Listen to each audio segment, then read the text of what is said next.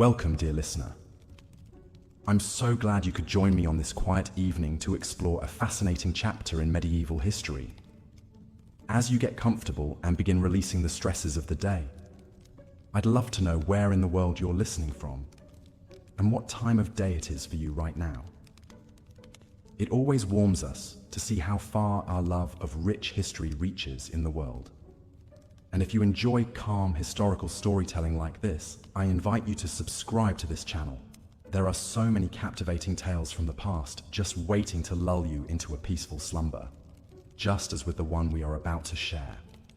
Tonight, we'll be journeying back to a particularly tumultuous time in European history, the era of the Black Death. In the mid-14th century, a terrifying plague swept across the continent, claiming millions of lives and forever altering the course of history. It was a time of immense suffering and loss, but also of resilience, courage, and the unbreakable human spirit. But before we delve into the harrowing details of the pestilence itself, let's first set the scene and explore what everyday life was like for people in medieval Europe. Imagine, if you will, a world vastly different from our own, a world without modern medicine, instant communication, or the comforts and conveniences we so often take for granted. In the 1300s, the vast majority of Europeans were peasants, toiling in the fields from sunrise to sunset just to eke out a meager living.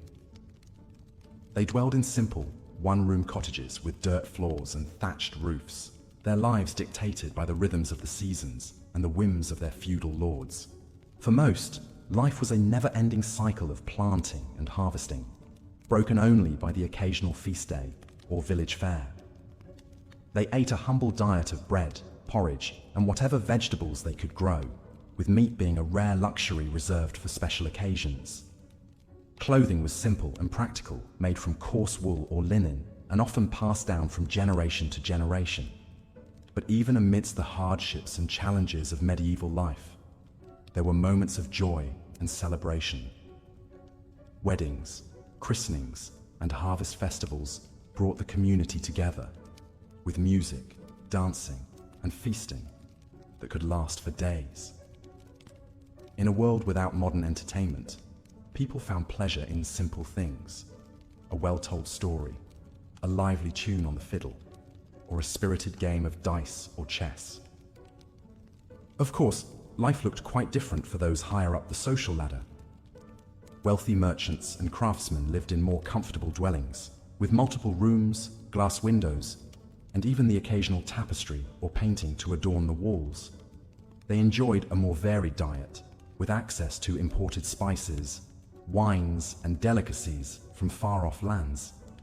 At the very top of society were the nobility, the knights, lords, and ladies who lived in grand castles and manor houses, surrounded by servants and finery.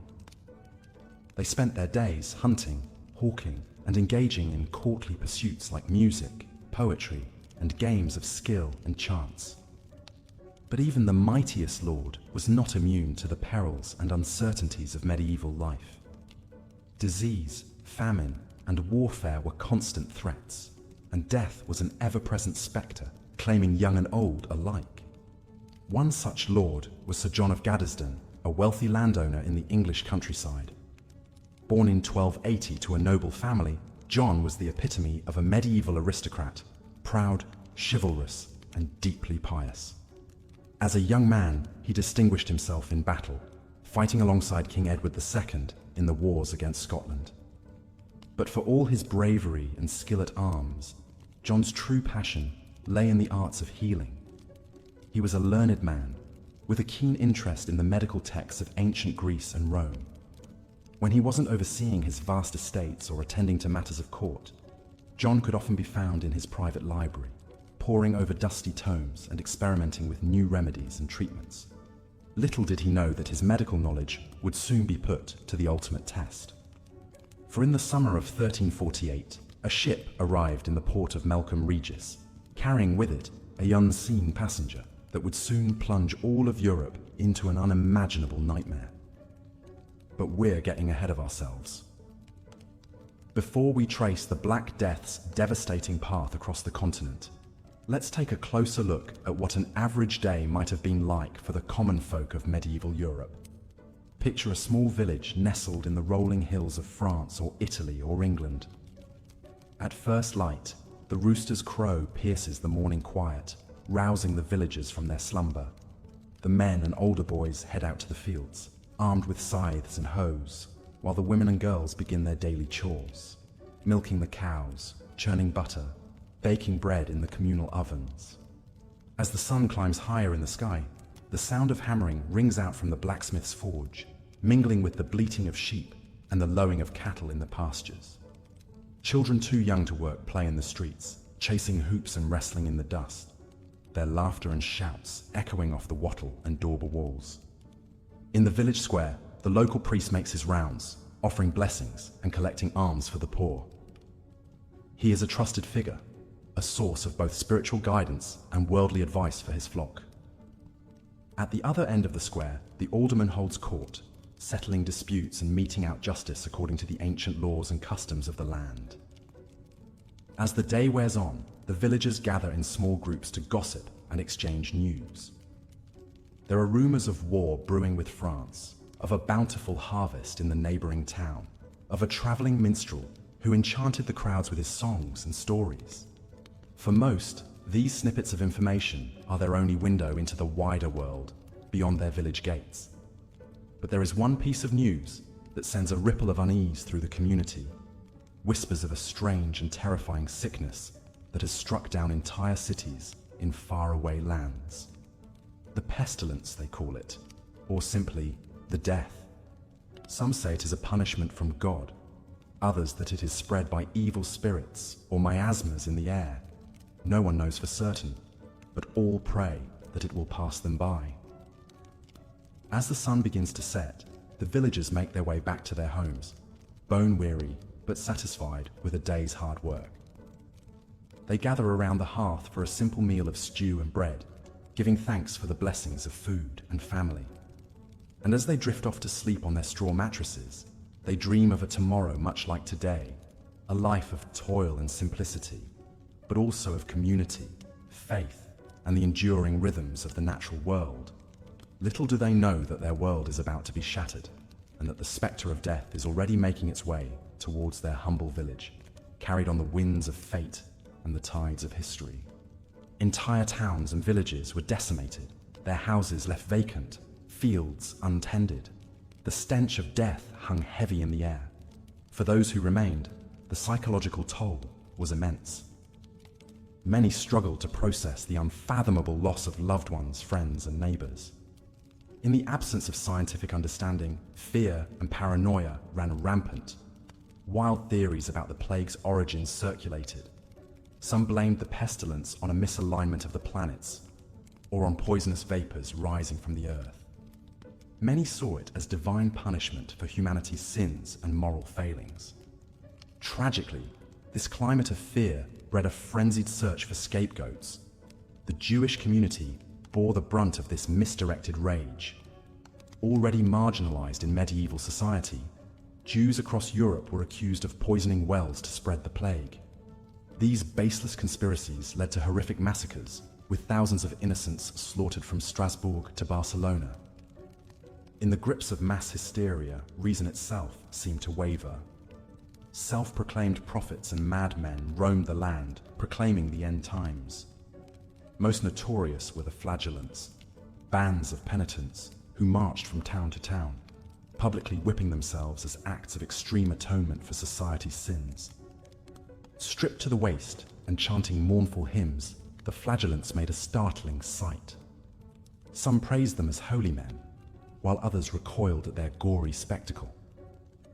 Pope Clement VI denounced their extreme practices, but anxious throngs still flocked to the flagellants, desperate for any hope of divine intercession against the plague. A representative flagellant was a man named Conrad Schmidt, a pious monk from Thuringia. In the summer of 1349, Schmidt led a band of several hundred followers on a penitential circuit across central Germany. Eyewitness accounts describe the flagellants lashing themselves with knotted cords studded with nails, leaving rivulets of blood running down their backs. Schmidt claimed to possess a heaven-sent letter that promised salvation to any town that welcomed his pilgrims. Many local authorities, overwhelmed by the plague's chaos, grudgingly allowed the flagellants to pass, wary of standing in the way of people's last shreds of hope. But not all of Schmidt's followers were genuine penitents. Away from public view, some used the roving band as camouflage to loot abandoned homes and prey upon vulnerable peasants. For all their holy trappings, the flagellants contributed to the unraveling of law and order amidst the plague's upheavals. In a dark irony, the flagellants likely helped to spread the contagion itself as they transported infected fleas from town to town. Despite the best intentions of true believers like Conrad Schmidt, there was no praying away the Black Death. Only time and the disease burning itself out would finally slow the relentless cycle of infection and demise. As the plague dragged on into 1350 and beyond, a bone-deep weariness seemed to settle over Europe. After the initial shock, the sight of death ceased to inspire panic. Numbed survivors went through the motions of disposing of the dead with a grim matter-of-factness. Many tried to lose themselves in hedonism and debauchery, embracing the fleeting pleasures of the moment. But even as society teetered, there were glimmers of human resilience and selflessness. Amid the stories of wild excesses and moral breakdown, there are countless quieter tales of everyday people rising to the moment with incredible courage and compassion. Thousands of parish priests, monks and nuns risked and lost their lives to comfort the sick and administer last rites. In Siena, a young widow named Pia Tolomei converted her villa into an impromptu hospital, tending to dozens of plague victims. The early Renaissance poet Franco Sacchetti penned odes to the doomed martyrs of neighborly love. In rural areas, the vital rhythms of agriculture stuttered but ultimately soldiered on. The serfs and yeomen who worked the land could not abandon their hereditary plots, no matter how many fell ill. They planted and harvested as best they could, knowing that starvation would follow pestilence if the fields lay fallow. In the words of an anonymous English peasant diarist, "God may take my life, but he shall not take the wheat and rye, so long as I have hands to work the soil." This simple philosophy of perseverance sustained the basic structures of medieval life, even through the plague's darkest hours. As the years passed and the first shock of the Black Death receded, Europeans slowly began to pick up the pieces. The plague itself never fully disappeared, but major outbreaks grew more sporadic and localized. By the late 1350s, societies resumed something approximating normalcy, albeit in a world turned upside down. The feudal system, already fraying before the plague, began to unravel in earnest. With the countryside depopulated, agricultural labor was suddenly at a premium. Former serfs, once bound to the land, found they could command wages as free tenants and sharecroppers. The old obligations of feudal tenure held less and less sway. In the cities, surviving artisans and merchants stepped into new roles as wealthy elites. The old nobility, devastated by the plague, saw their powers diminished. A new urban middle class began to assert itself, laying the economic foundations of the Renaissance to come. This social upheaval did not come without a backlash. Paranoid landowners lobbied for laws to restrict the movement of peasants and keep wages artificially low. In England, the Statute of Labourers tried to bind workers to pre-plague conditions. But on the ground, economic reality moved faster than legal decree. The common people had tasted a new freedom and would not easily surrender it. The story of one peasant family, the Guicciardinis of Tuscany, reflects this transformative era. Before the plague, the Guicciardinis were poor sharecroppers, barely scraping by. But when their landlord succumbed to the pestilence, the family boldly claimed his vacant plot as their own. By the 1360s, the industrious Guicciardinis had become prosperous farmers in their own right. They even began to lease surplus land to other agriculturalists. While still far from nobility, the family had clawed their way into a new strata of land-owning yeomanry. a rung on the social ladder that was scarcely imaginable just a generation before. Multiply the Giugiardinis by thousands, and one can begin to grasp the tectonic shifts the plague set in motion. Of course, this wave of social mobility had its limits. True rags-to-riches stories remained rare, and core aristocratic privileges endured. But the old feudal certainties had cracked, allowing shoots of change to sprout through. A child born a serf in 1300 had a far different horizon of expectations than his grandchild born in 1360. Medically, the hard lessons of the Black Death sparked a renewed interest in the healing arts. The spectacular failure of medieval remedies to stem the plague exposed the limitations of the classical Greek and Arabic medical canon. Learned physicians began to question old orthodoxies and experiment with new methods. The French surgeon Guy de Chauliac, who attended plague victims in Avignon, published a groundbreaking treatise on the importance of cleanliness and quarantine in controlling disease spread. The Italian doctor Tommaso del Garbo pioneered a more empirical approach to diagnosis and treatment, based on close observation of patients' symptoms rather than blind deference to ancient authorities. To be sure, these innovations represented only incremental progress. It would be centuries before the development of modern germ theory and antibiotics. But the plague years planted seeds of doubt and curiosity that would eventually blossom into the scientific revolution. The Black Death also left its mark on medieval art and culture.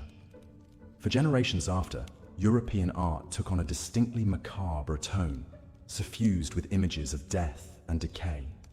Grinning skeletons danced across church murals and illuminated manuscripts, while tomb sculptures depicted gaunt, worm-eaten corpses rather than peaceful sleepers. This morbid sensibility reached its apotheosis in the motif of the Danse Macabre, or Dance of Death, which portrayed the Grim Reaper leading people of all walks of life in a final, fatal waltz.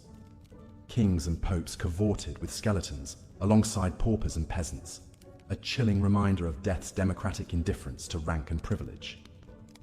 At the same time, a countervailing strain of humanism began to assert itself in the plague's aftermath.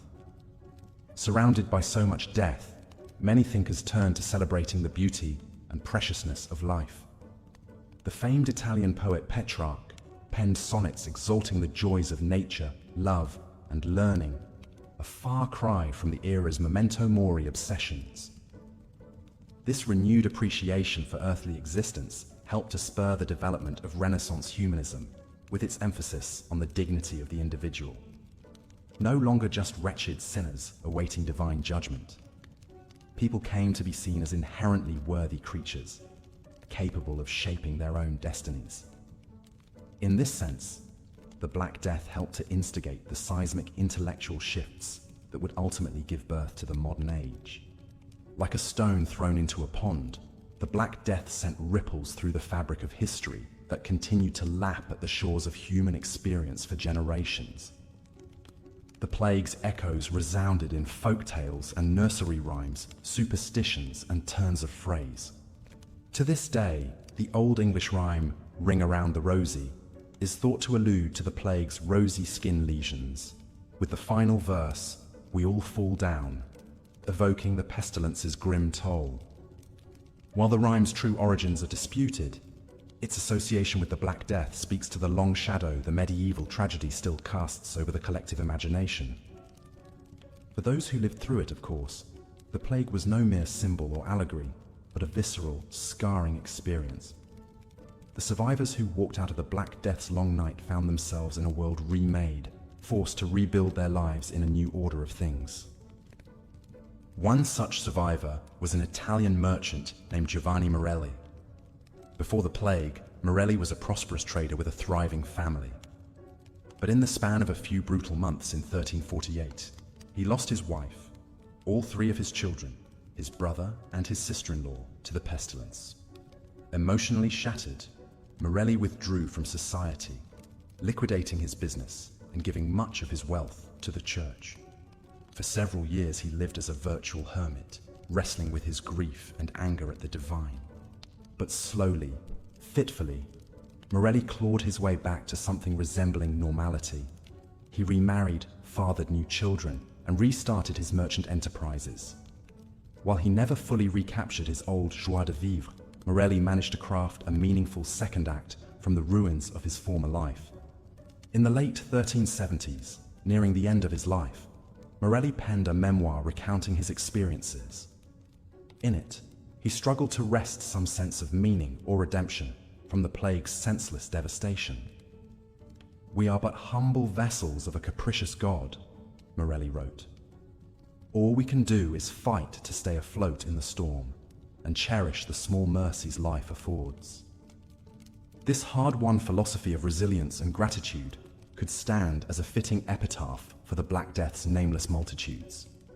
In the face of one of history's most ruthless calamities, the survivors of the plague endured, never forgetting their traumas, but also refusing to be engulfed by them. Through countless acts of mourning and memory, humanity slowly began to heal.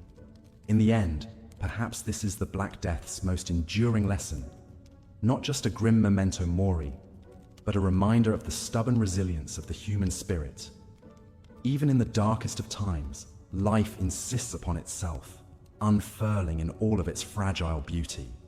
The medieval men and women who walked out of the plague's shadow, scarred but undaunted, bear eloquent witness to this indomitable will to persist and rebuild.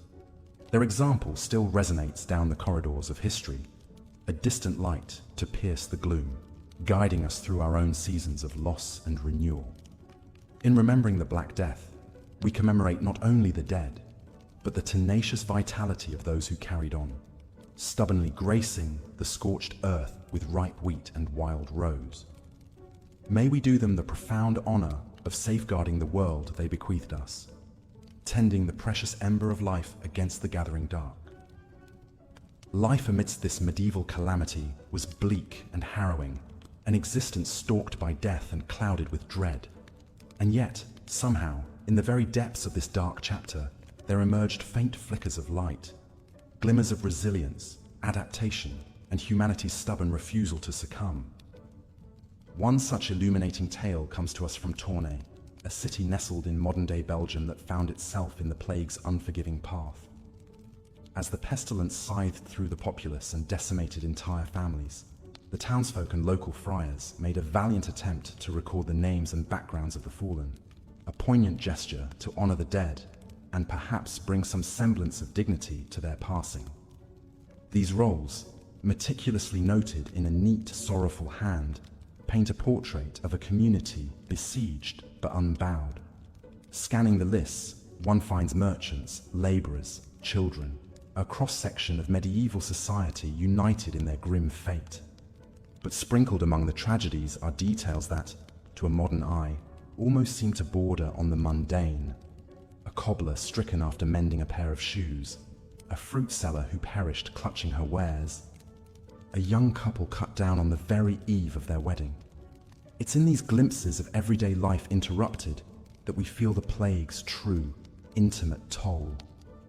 And yet, the same roles that chronicle the dying also hint at the slow reawakening of a city determined to weather the storm. By winter of 1349, the scribe notes a blacksmith reopening his forge, a widow bravely taking over her late husband's bakery, an orphaned son who apprentices himself to a candlemaker. Inch by stubborn inch, life persists. This theme of finding slivers of normalcy amid the chaos crops up time and again across plague-ravaged Europe. In the French city of Rouen, even as the sickness raged, local authorities attempted to shore up morale by staging a half-hearted mystery play in the town square.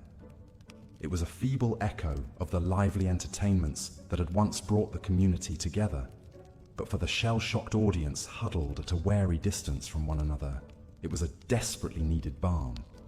Across the Channel in England, a manor lord named Henry of Gromont took pains to settle the debts and ensure the well-being of the soon-to-be deceased tenants under his care.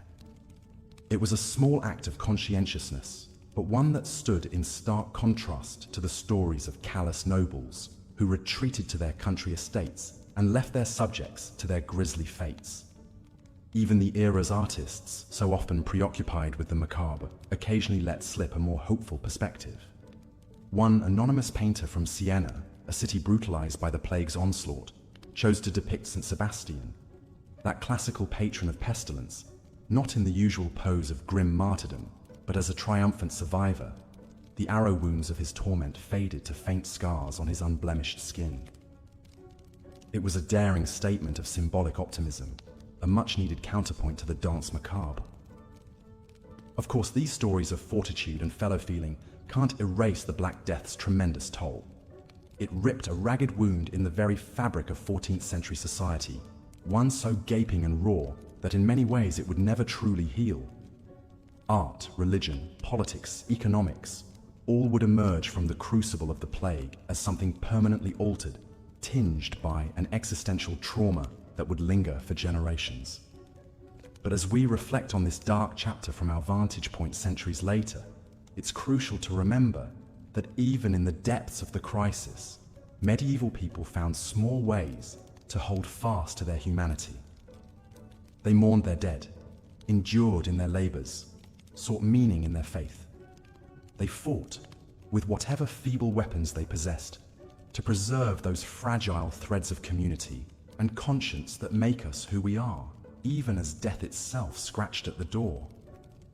In the end, perhaps this is the Black Death's most enduring lesson, not merely a grim reminder of our mortality or a cautionary tale of society's fragility, but a testament to the stubborn spark of human resilience that refuses to be snuffed out, even in our darkest hour. It's a poignant message, and one that's perhaps more relevant now than ever, as our modern world grapples with its own zeitgeist of uncertainty. One wonders how future generations will look back on our own trials and travails. Will they see a reflection of the medieval world's quiet grit in our own response to adversity? Will they appreciate the small acts of kindness and courage that so often go unheralded in the heat of the moment? Only time, that distant, impartial judge, will tell. For now, we could do worse than to take a page from our distant forebears' playbook, to honor our losses, to hold fast to hope, to celebrate the way stubborn seedlings of normalcy always seem to sprout from the cracks of calamity. There's solace in the knowledge that even in our bleakest chapters, these faint embers of humanity endure, ready to kindle back to vivid life in that distant, unwritten tomorrow. So as we close the book on this dark and dimly glimpsed corner of history, let's carry forward its hard-won wisdom, that even in the face of the unthinkable, we possess a strength beyond measure, a light in the darkness, a north star to guide us through this long, uncertain night, and into the promise of a new dawn. The road may be hard and the scars may linger, but the human spirit, tested but unbroken, marches ever on.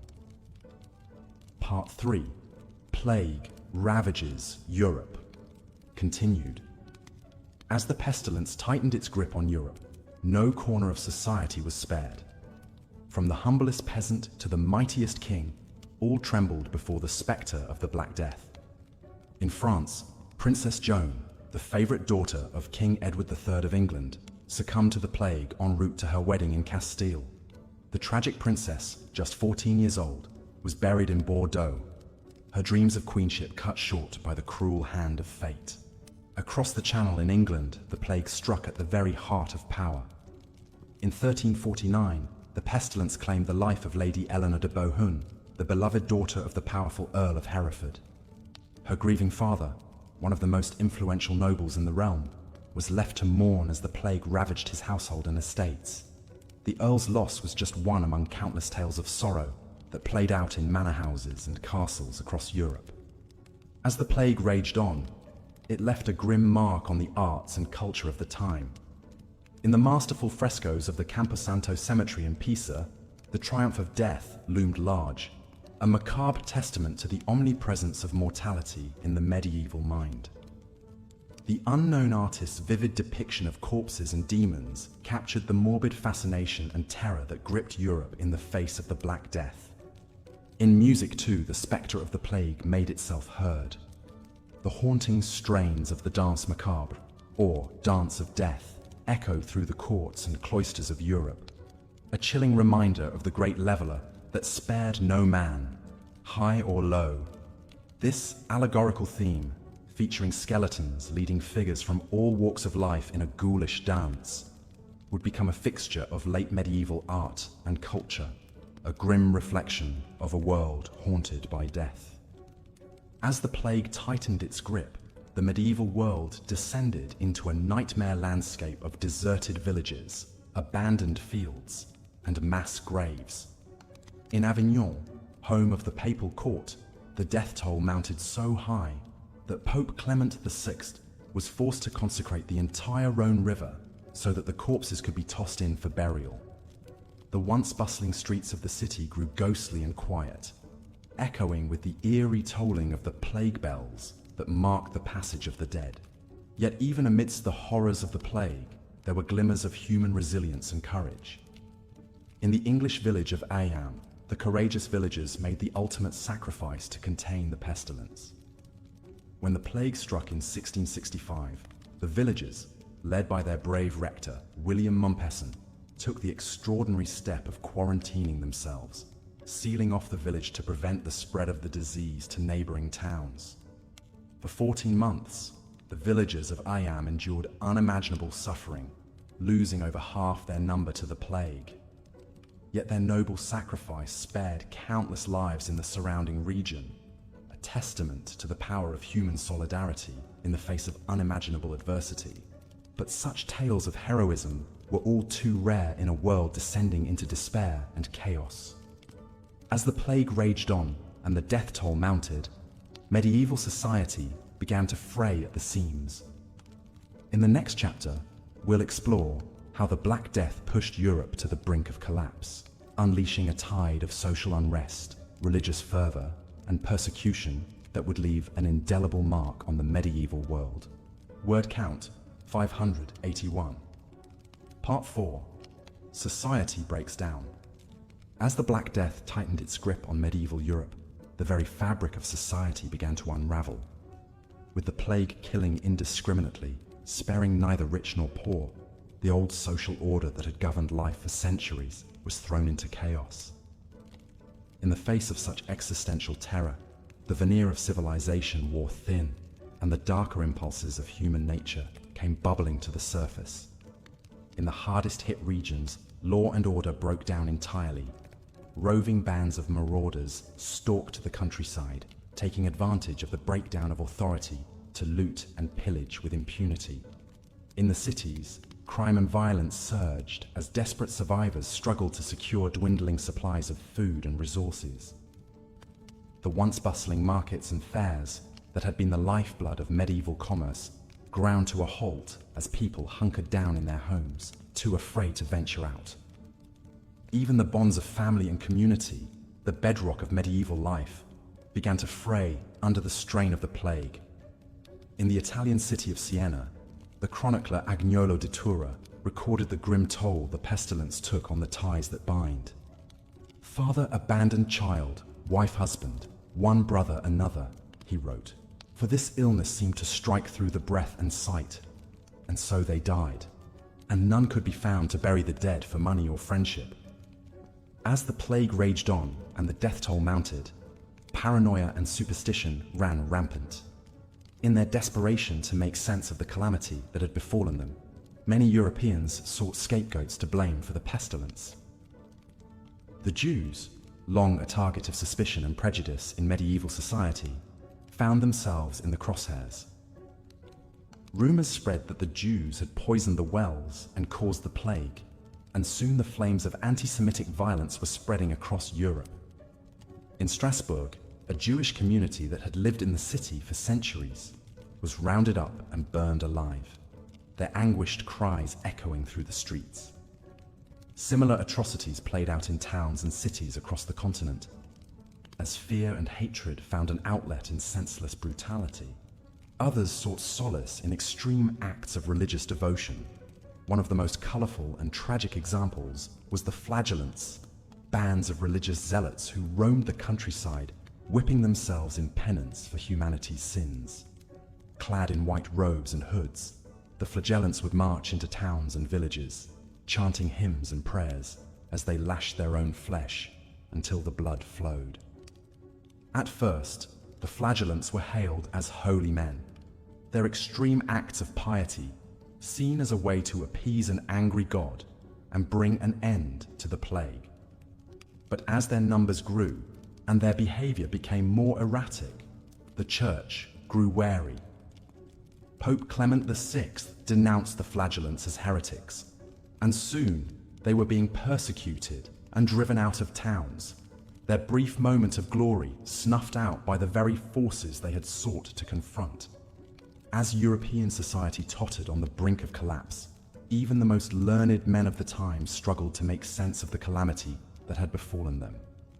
The finest medical minds in Europe, steeped in the ancient teachings of Galen and Hippocrates, found themselves utterly helpless in the face of the plague's onslaught.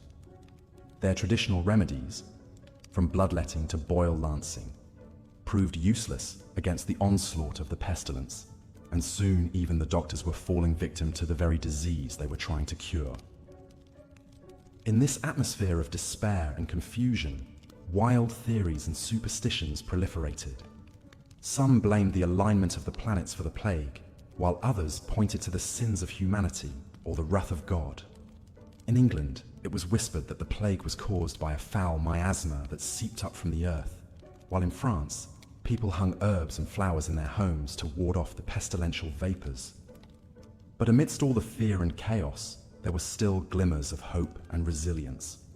Even as the plague ravaged their communities, people found ways to adapt and carry on.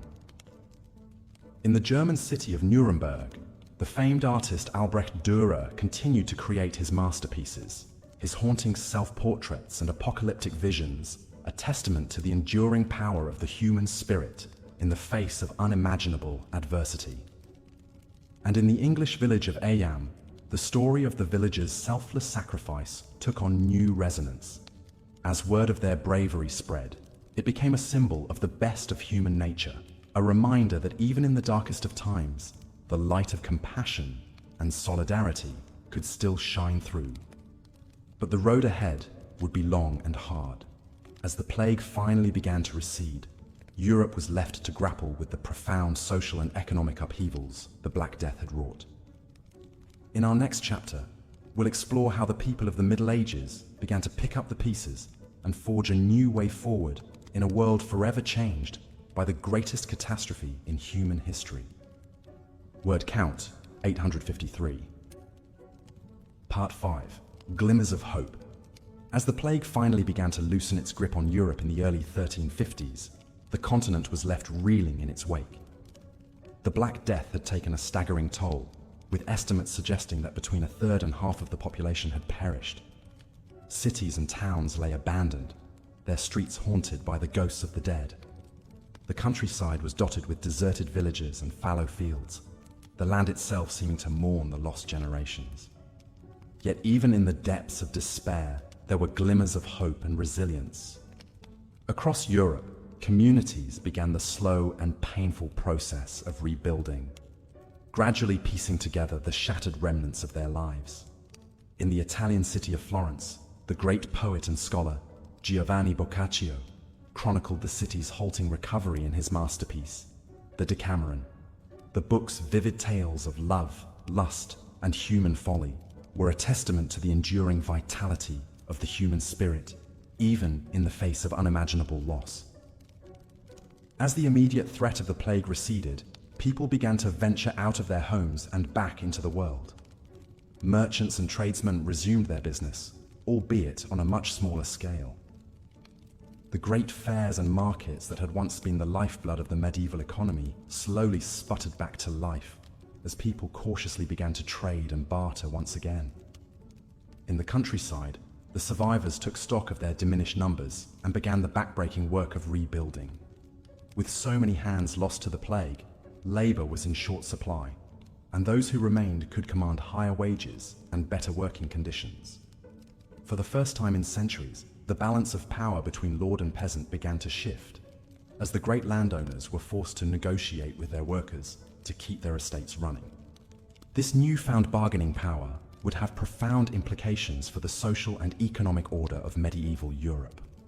In England, the plague's aftermath saw the rise of a new class of yeoman farmers, smallholders who were able to acquire land and achieve a measure of economic independence. In France, the plague's disruption of the feudal system would plant the seeds of the great peasant revolts of the 14th and 15th centuries, as the downtrodden masses began to assert their rights and demand a better life. But the plague's impact wasn't limited to the economic and social spheres.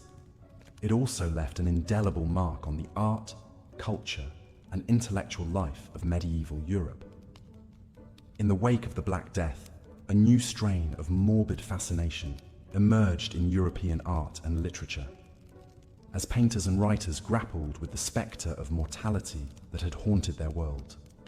In England, the great poet Geoffrey Chaucer penned his Canterbury Tales in the plague's aftermath, a sprawling work that captured the full spectrum of medieval society in all its complexity and contradiction. In The Pardoner's Tale, Chaucer grappled with the theme of greed and its consequences, while in The Knight's Tale, he explored the enduring power of love in the face of death and destruction. On the stage, the plague's legacy could be seen in the emergence of a new dramatic form, the morality play. These allegorical works, which featured characters representing abstract qualities like vice and virtue, were meant to teach moral lessons and guide the audience towards a righteous life. The most famous of these plays, Every Man, grappled with the inevitability of death and the importance of living a good and honest life in preparation for the hereafter. But perhaps the most enduring cultural legacy of the Black Death was the way it transformed people's relationship with religion.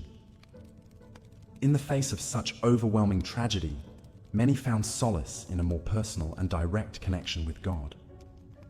The plague years saw a surge in mysticism and devotional practices as people sought to forge a closer bond with the divine. One of the most striking examples of this trend was the rise of the Brethren of the Common Life, a lay religious movement that emphasized humility, simplicity, and a direct relationship with God. Founded by the Dutch scholar Geert Groot in the late 14th century, the Brethren rejected the pomp and hierarchy of the established church, instead embracing a life of quiet contemplation and service to others. The Brethren's teachings would have a profound influence on the great humanist scholars of the Renaissance, including Erasmus and Thomas à Kempis, whose work, The Imitation of Christ, became one of the most widely read devotional texts of the era. In their emphasis on personal piety and the value of education, the Brethren helped to lay the groundwork for the intellectual and spiritual ferment of the centuries to come.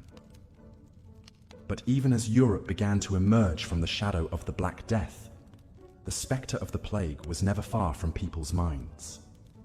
In the centuries that followed, the disease would return again and again, each time leaving a fresh trail of devastation in its wake. In our final chapter, we'll explore the enduring legacy of the Black Death and its impact on the course of human history. Word count, 853. Part 6. Lasting impact of the Black Death. As the immediate crisis of the Black Death began to recede in the late 14th century, the people of Europe were left to grapple with the profound changes the pandemic had wrought. The plague had claimed countless lives, decimated entire communities, and shaken the very foundations of medieval society. But in the midst of all the destruction and despair, a new Europe was beginning to take shape. One of the most significant effects of the Black Death was the way it transformed the social and economic landscape of the continent. With so many people dead, labor was suddenly in short supply, and workers found themselves in a stronger bargaining position than ever before. Across Europe, wages began to rise, and working conditions began to improve, as the great landowners and merchants were forced to compete for the services of a dwindling pool of laborers. This shift in the balance of power would have far-reaching consequences for the future of Europe. In England, the plague years saw the rise of a new class of yeoman farmers and craftsmen, who were able to take advantage of the new economic opportunities to achieve a measure of prosperity and independence. In Italy, the Black Death helped to fuel the growth of the great merchant republics of Venice and Genoa, as the plague's disruption of the old trade routes opened up new avenues for commerce and enterprise. But the plague's impact wasn't limited to the economic sphere. It also had a profound effect on the intellectual and cultural life of Europe, as scholars and artists grappled with the existential questions posed by the pandemic. In the universities and monasteries of Europe, a new spirit of inquiry began to take hold, as thinkers sought to understand the natural world and the place of humanity within it. One of the most important figures in this intellectual awakening was the English Franciscan friar Roger Bacon. A brilliant polymath with a wide-ranging curiosity, Bacon was a fierce advocate for the use of observation and experimentation in the pursuit of knowledge. In his most famous work, the Opus Majus, he argued that true understanding could only be achieved through the careful study of nature, rather than the blind reliance on ancient authorities. Bacon's ideas would have a profound influence on the development of modern science, paving the way for the great discoveries of the Renaissance and beyond. But he was far from the only thinker to be shaped by the experience of the Black Death. Across Europe, scholars and writers were grappling with the big questions posed by the pandemic, from the nature of God and the meaning of suffering, to the proper role of government in times of crisis. In Italy, the great poet and humanist Petrarch penned his celebrated Triumphs, a series of allegorical poems that explored the themes of love, death, and fame. In the Triumph of Death, Petrarch grappled with the fleeting nature of earthly glory and the inevitability of mortality, themes that would resonate with readers for centuries to come. But perhaps the most enduring legacy of the Black Death was the way it transformed people's understanding of public health and disease prevention. In the aftermath of the plague, cities across Europe began to take steps to improve sanitation and hygiene, from the construction of new water systems to the establishment of quarantine measures for ships and travelers. In the Italian city of Venice, the authorities established the world's first permanent quarantine station on the island of Lazzaretto Nuovo, where incoming ships were required to anchor for 40 days before being allowed to enter the city. The Venetians also pioneered the use of health passes for travelers, a practice that would become widespread in the centuries to come. But even as Europe began to recover from the ravages of the Black Death, the spectre of the plague was never far from people's minds. In the centuries that followed, the disease would return again and again, each time leaving a fresh trail of destruction in its wake. In the 17th century, the Italian city of Milan lost a third of its population to the plague, while in London, the Great Plague of 1665 to 1666 claimed the lives of over 100,000 people. Yet even in the face of such unimaginable tragedy, the human spirit proved resilient. In the aftermath of each new outbreak, people picked up the pieces and, as the plague tightened its grip on Europe, social order began to fray and break down. With so many dead and dying, there was no one left to enforce the law or maintain the structures of everyday life. Fields lay fallow as farmers succumbed to the pestilence. Shops stood empty, their owners carried off to mass graves. In many towns and villages, the living were scarcely able to bury the dead. Amid this chaos, some gave in to their worst impulses. Looting and lawlessness became commonplace as desperate survivors scavenged for food and valuables in abandoned homes. Paranoia and suspicion ran rampant, with neighbor turning against neighbor in the scramble to stay alive. Some blamed the plague on outsiders and minorities. Across Europe, Jewish communities suffered bloody pogroms and persecutions, accused of deliberately poisoning wells to spread the pestilence. In 1349, the Jewish inhabitants of Strasbourg were rounded up and burned alive on a wooden platform in the city's cemetery. Similar atrocities played out in Cologne, Mainz, and other German cities, as terrified Christians lashed out at convenient scapegoats. Even the church, normally a pillar of stability in medieval society, was thrown into upheaval by the plague. So many priests and monks perished that there were scarcely enough clergy left to provide last rites to the dying. Some men of God abandoned their flocks altogether, fleeing to the countryside in a desperate bid to escape infection. Others resorted to extreme measures in hopes of appeasing what they saw as God's wrath made manifest. One of the most remarkable examples was the flagellants, bands of penitents who roamed from town to town, publicly whipping themselves in acts of masochistic devotion. The flagellants had their origins in Central Europe, but the movement quickly spread in the plague. Years of the late 1340s, groups of men, sometimes numbering in the hundreds, marched barefoot between cities, chanting hymns and prayers as they went. Clad in white robes marked with red crosses, they carried scourges of knotted leather straps tipped with iron spikes. Upon reaching a town, the flagellants would assemble in the main square, forming a circle around a leader who preached impassioned sermons on sin and redemption.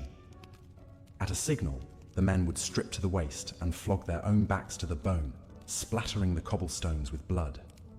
The flagellants performed this grisly ritual 3 times a day for 33 days, symbolizing Christ's 33 years on earth. Shocking as these displays were, the flagellants initially enjoyed widespread support from a populace desperate for relief from the plague.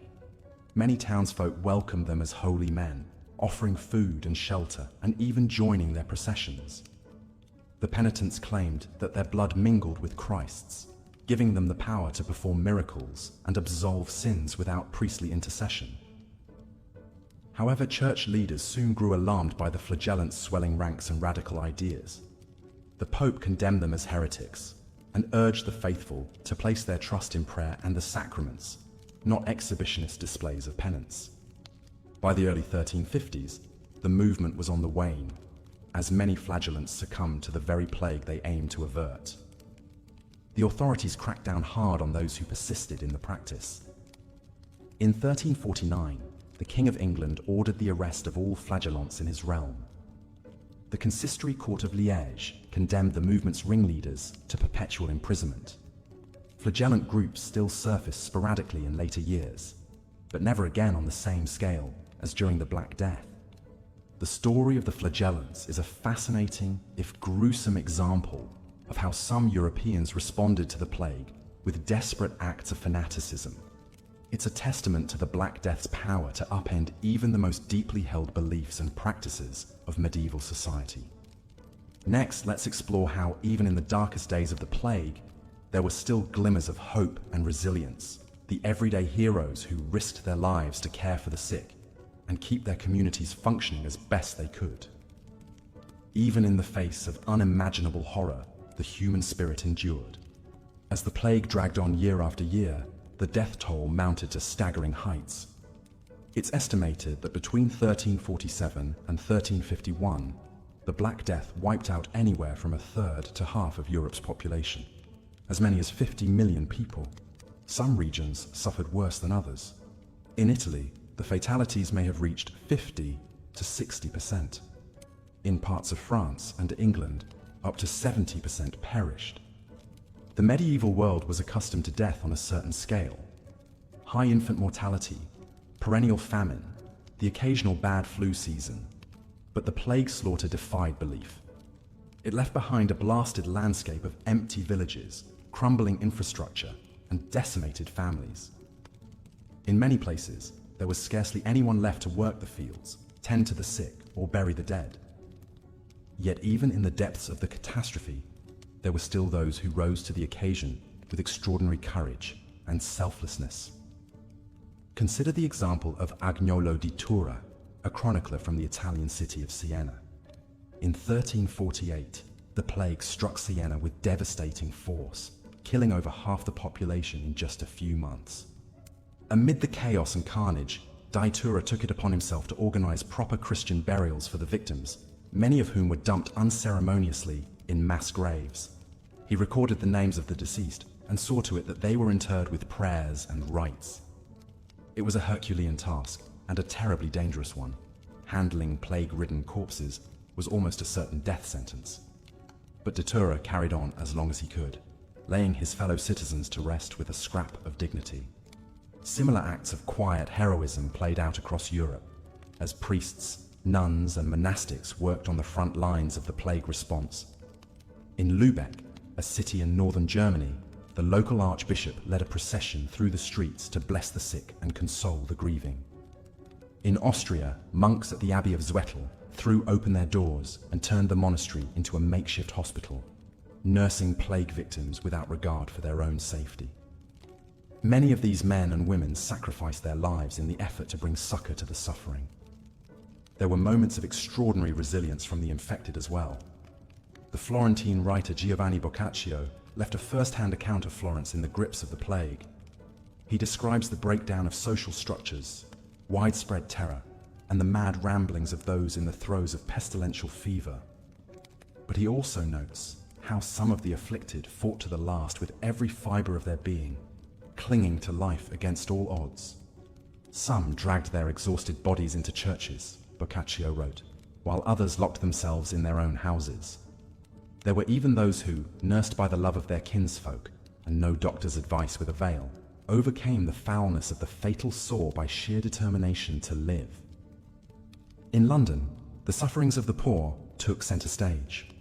The plague hit the city's crowded slums with particular cruelty, scything through households and leaving countless children orphaned and destitute. In response, the city's leaders passed the Ordinance of Labourers in 1349, which placed restrictions on wages and prices in a bid to stave off total economic collapse. The wealthy also stepped up with acts of charity. Sir Walter Manny, a knight in the service of King Edward III, donated a plot of land in London's Smithfield district for use as an emergency burial ground. The site, which became known as East Smithfield, ultimately accommodated over 2,400 plague dead. Archaeological excavations at East Smithfield have yielded poignant glimpses into these anonymous victims.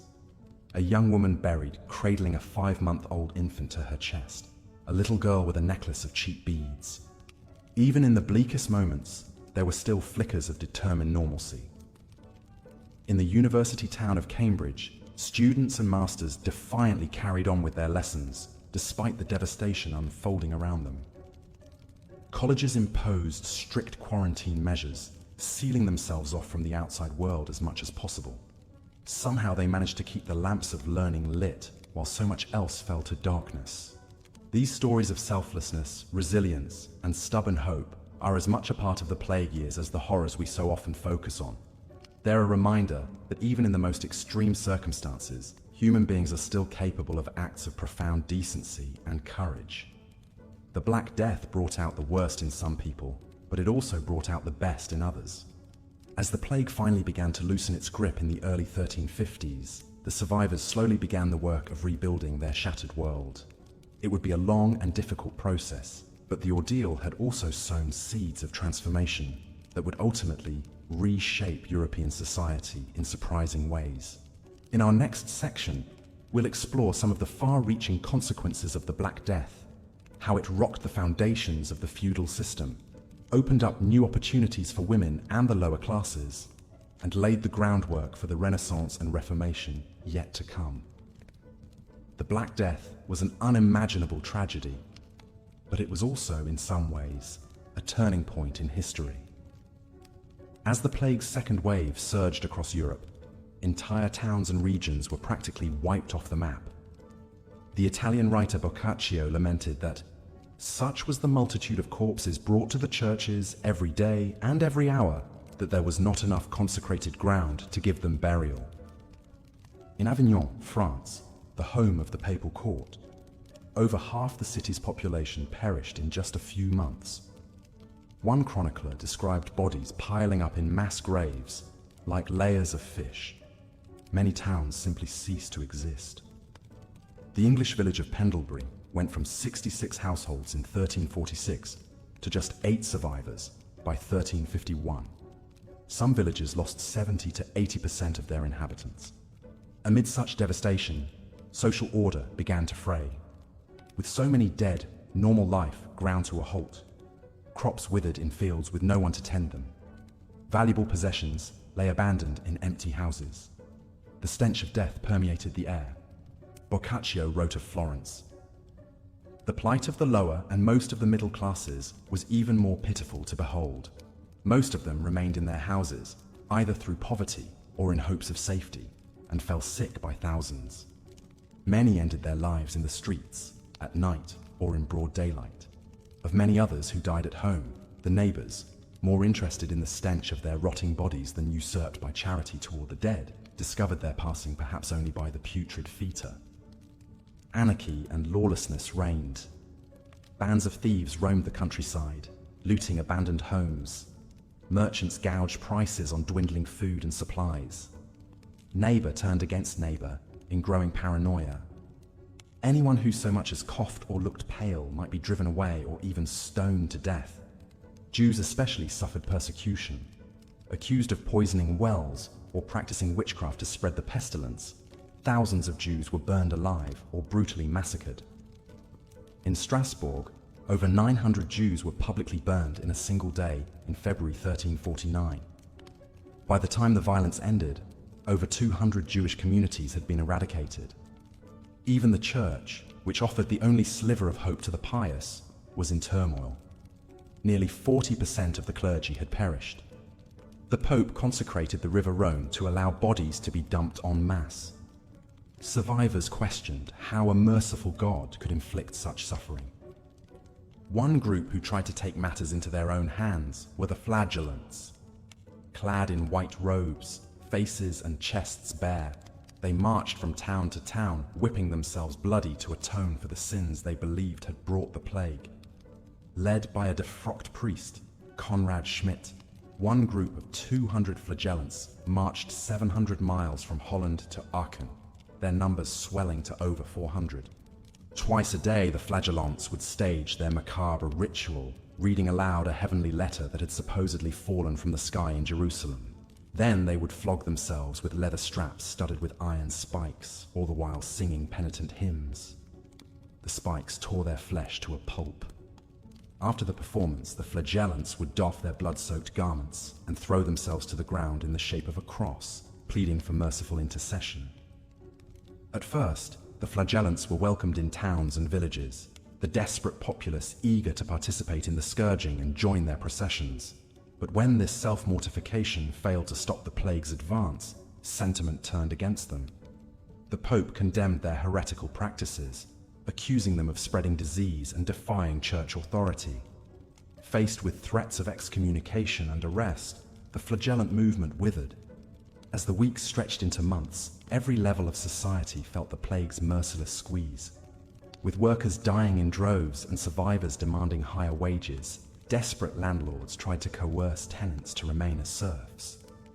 In England, King Edward III issued an ordinance freezing wages at pre-plague levels. Guilds instituted new rules to limit competition from outsiders for diminished jobs. The plague disrupted the very rhythm of medieval life. Church bells, which normally rang in a soothing daily cycle of calls to prayer, now tolled endlessly to signal the dead and dying.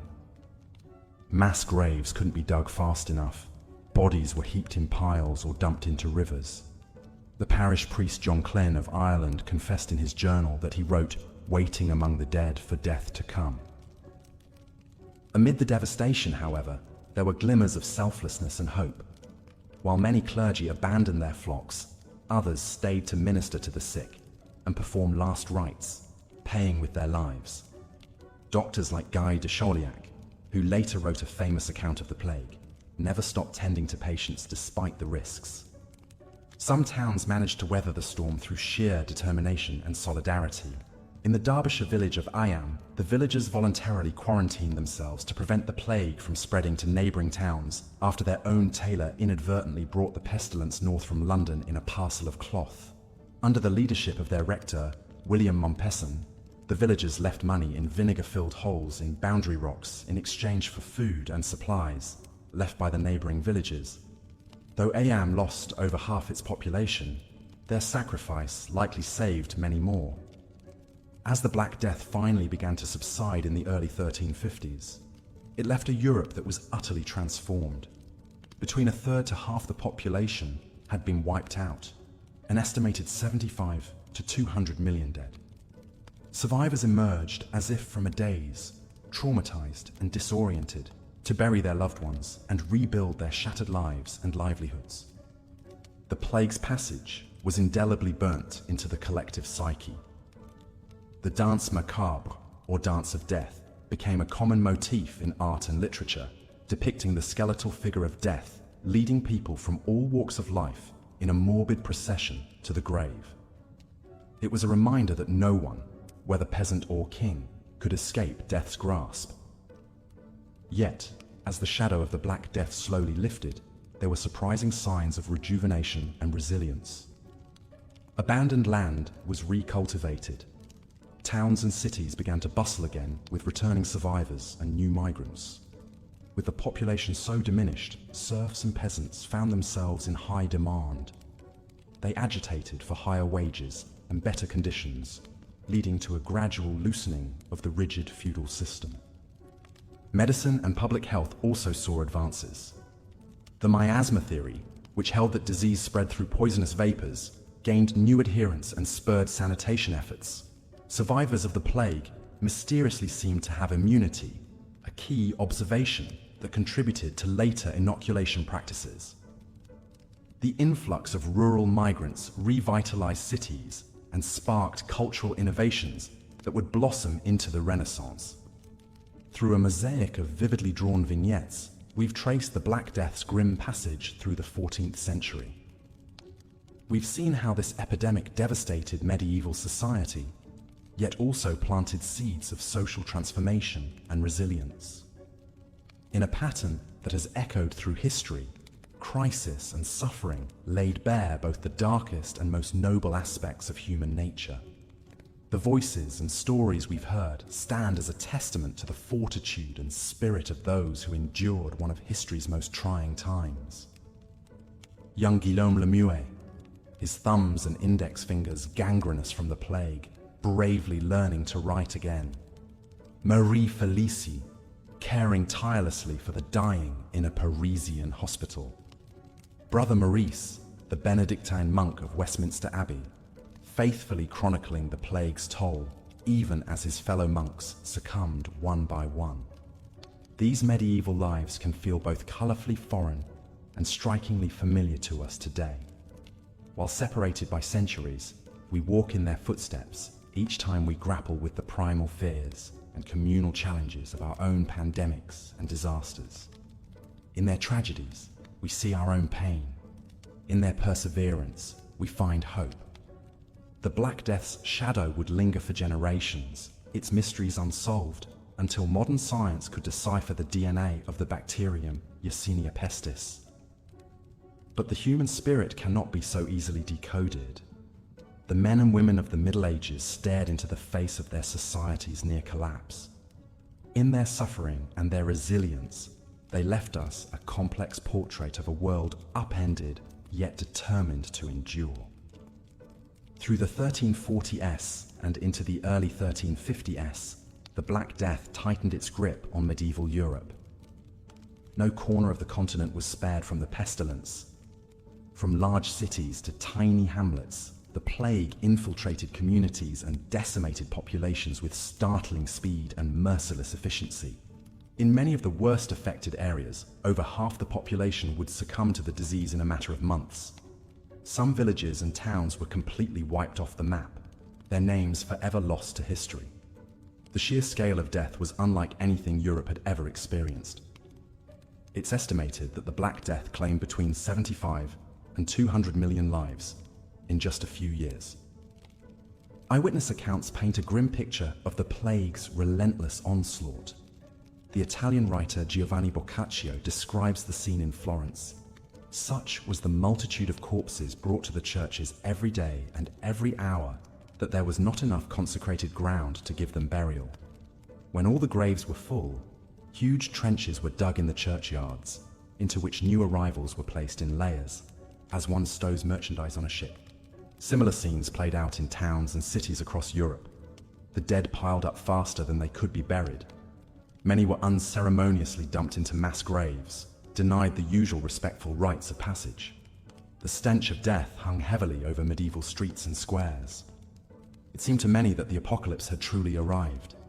Amid this atmosphere of devastation and dread, a few tales of heroic self-sacrifice stand out. The small village of Ayam in central England, is one such example. When the plague arrived in Ayam in 1665, centuries after the initial Black Death, but during a later outbreak, the villagers made an extraordinary decision.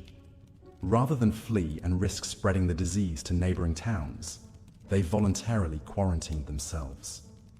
Under the leadership of their courageous rector, William Mompesson, the people of Ayam stoically accepted their fate. They ceased all travel and trade with the outside world. Knowing they were likely doomed, the villagers focused on containing the plague to protect others. For 14 months, Ayam battled the pestilence alone. When the ordeal finally ended, over 75% of the village had perished, but not a single surrounding community caught the plague. The heroic sacrifice of the villagers of Ayam saved countless lives. Unfortunately, such nobility was all too rare during the Black Death. Far more common was a descent into panic, paranoia, and every man for himself lawlessness. As the usual social order crumbled, dark human impulses rushed to fill the void. Theft and banditry became rampant. Towns barricaded themselves against desperate refugees. The plague shook people's faith to the core. Rather than banding together, many took to wild superstition and misdirected blame. A tragically common scapegoat were Europe's Jewish communities. Unfounded rumors swirled that Jews had poisoned wells and caused the plague. Vicious pogroms saw thousands of innocent Jews massacred across Europe. In Strasbourg, the entire Jewish population was herded into a wooden building and burned alive. It was one of the darkest chapters of the Black Death. Other people took the opposite approach, believing the plague was God's just punishment for humanity's sins.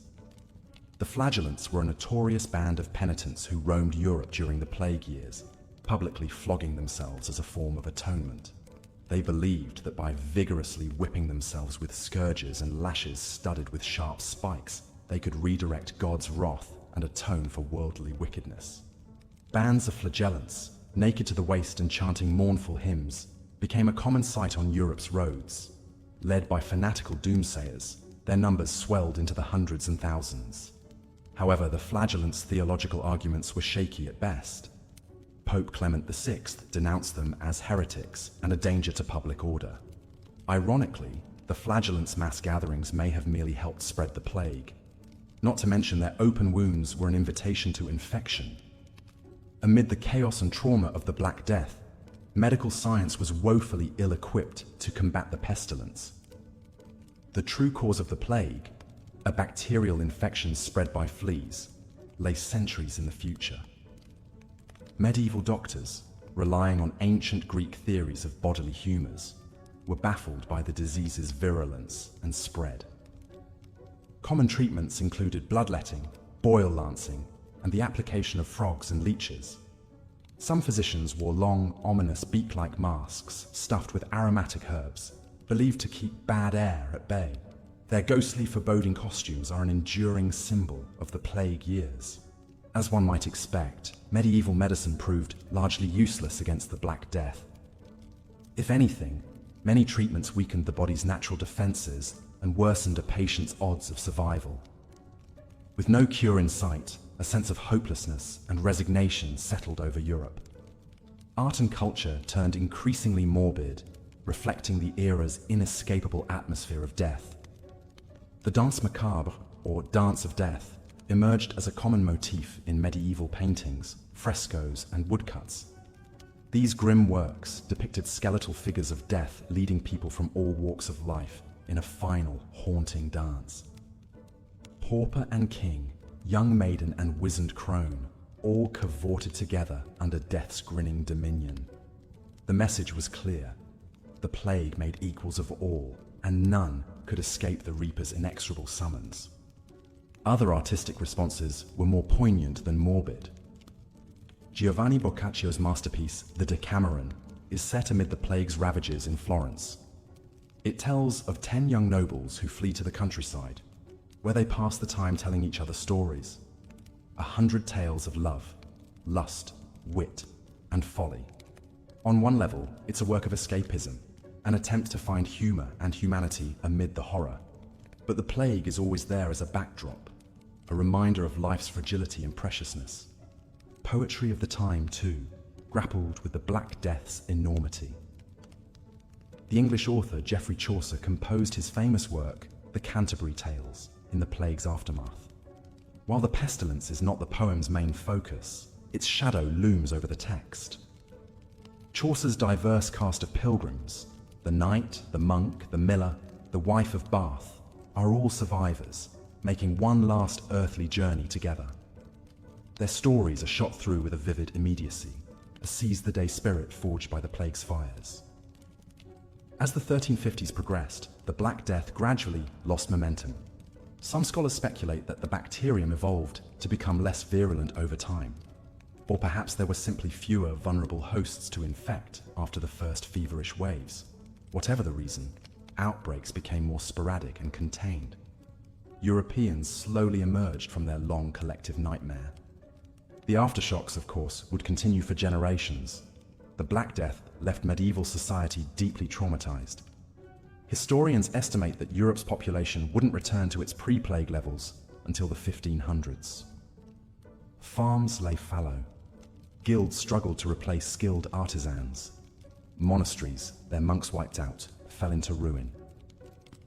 The medieval world that reappeared after the plague was in many ways a vastly different place than what came before. And yet, Europeans endured. Slowly and painfully, they rebuilt their lives from the ashes. Bit by bit, towns grew bustling again. Economies spluttered back to life. Widowed spouses remarried and had children. Life, with all its joys and sorrows, went on.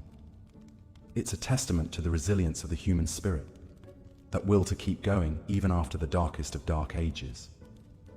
In the decades after the Black Death, a few surprising social changes began to take root. Perhaps most significantly, the immense loss of life actually improved living standards for many of those who survived. With labor suddenly in short supply, workers and peasants found themselves with newfound bargaining power. Wages rose, landlords offered better terms to attract tenants. Social mobility increased as enterprising commoners moved into roles left vacant by the plague. Some historians see the Black Death as a tipping point that began the slow decline of medieval feudalism. With so many nobles felled by the pestilence, the rigid hierarchy that had governed Europe for centuries started to loosen. A new middle class began to assert itself. The plague sowed seeds of change that would, in time, lead to the Renaissance, the Reformation, and the birth of the modern world. The Black Death also sparked long overdue advances in medicine and public health. After centuries of stagnation, the field of epidemiology began to emerge, as scholars tracked the plague's patterns and sought new methods of containment. The value of quarantine as a public health tool was recognized and refined. Cities developed better sanitation systems, with designated waste removal and fresh water supplies. While progress was slow and fitful, the hard lessons of the Black Death were gradually absorbed. Philosophically and spiritually too, medieval Europe was deeply affected by its harrowing brush with mortality. For some, the plague shook their faith in God and the Church. How could a just and loving deity inflict such suffering upon the world? Others found their beliefs tempered and deepened by the ordeal. Rather than a vengeful taskmaster, they conceived of God as a source of strength and comfort amid life's tribulations. The Black Death forced Europeans to confront death on an unprecedented scale. In response, many developed a new perspective on life's meaning and purpose. The medieval ideals of chivalry and courtly love, so much preoccupied with earthly vanity, began to ring hollow. A more personal, introspective kind of faith emerged. The seeds of the Renaissance and Reformation were planted in the plague's aftermath, as individuals asserted their right to question authority and seek truth for themselves. These profound cultural shifts are embodied in the era's art and literature. Painters like Giotto began to break from the stiff, formulaic style of Gothic art, crafting figures with new depth, emotion, and humanity. Writers like Dante and Chaucer grappled with questions of sin, salvation, and life's meaning in their masterworks. A new humanism was emerging, one that placed individual conscience and experience at the center of the search for truth. It would be a mistake, of course, to romanticize the Black Death as a necessary evil that ultimately uplifted Europe. The plague inflicted unimaginable suffering. It traumatized medieval society in ways that can scarcely be fathomed from our modern vantage. The long-term effects on everything from the economy to the arts are debatable and complex. What is undeniable is that those who survived the Black Death demonstrated the incredible resilience of the human spirit. In the face of the worst catastrophe in recorded history, Europeans slowly and painfully found ways to rebuild, regroup, and move forward. As we've seen in our own times with modern pandemics, human beings have a remarkable capacity to adapt, endure, and even find glimmers of hope amid periods of great darkness. The stories of the Black Death survivors are a testament to this resilient spirit. People like Agnolo di Tura, a shoemaker from Siena who buried his 5 children with his own hands, yet found the strength to start anew and raise a second family. Or Guillaume de Machaut, a French composer who lost most of his peers to the pestilence, but channeled his grief into soaring musical tributes to beauty and love.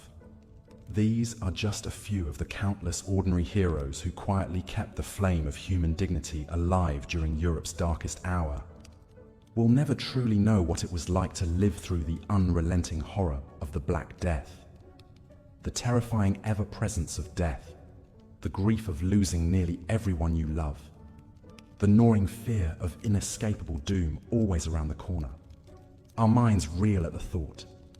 And yet, we can find common threads of humanity with our medieval forebears in their determination to carry on, step by step, day by day. In an uncertain world, we could do worse than to remember the hard lessons and hard-won wisdom that emerged from the plague years. Hold your loved ones close, savor life's precious moments, find beauty and meaning where you can. When humanity is tested to its very limits, these are the things that sustain us, that point the way forward through the valley of the shadow. The Black Death remains a haunting specter in our collective memory, a grim reminder of life's fragility and preciousness. It was an apocalyptic event, unlike any other in human history, one whose echoes still resonate through the centuries. And yet, in the midst of its darkest horrors, the unbreakable power of the human spirit shone through. The determination to carry on, to find hope and joy and love against impossible odds. It's a light that guides us still, a promise that even in the face of unimaginable darkness, life endures. As we reflect on the Black Death's impact and legacy, perhaps the most fitting tribute we can offer is to embrace that same spirit of resilience in our own lives, to meet challenges with courage, to cherish moments of grace, and to never stop striving for a better tomorrow. The road ahead is winding and unsure, but we walk it together, guided by the hard-earned wisdom of those who came before.